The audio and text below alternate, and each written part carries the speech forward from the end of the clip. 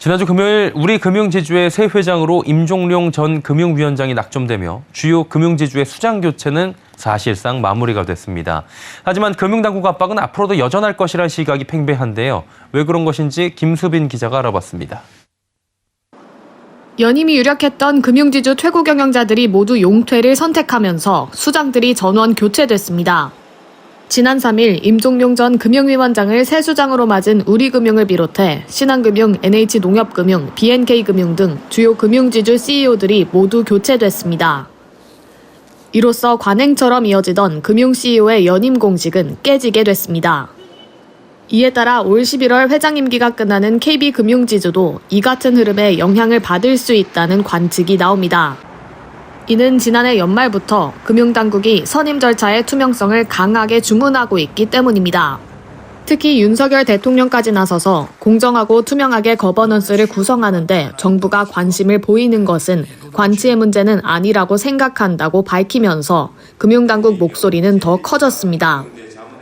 여기에 금융당국은 지배구조 개선을 내세워 금융회사에 대한 압박도 속도를 높일 것으로 보입니다. 이복현 금융감독원장은 오늘 기자간담회에서 금융사 이사회 감시 기능을 점검하고 이들과 정기 면담을 추진할 것이라며 지배구조 개선을 본격 예고했습니다. 지배구조 개선에는 사회이사도 주요 대상입니다.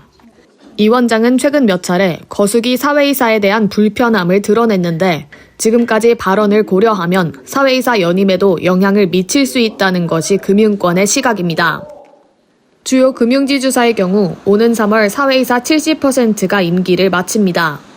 이러한 기조에 따라 상당수가 물갈이 될 거란 관측이 나옵니다.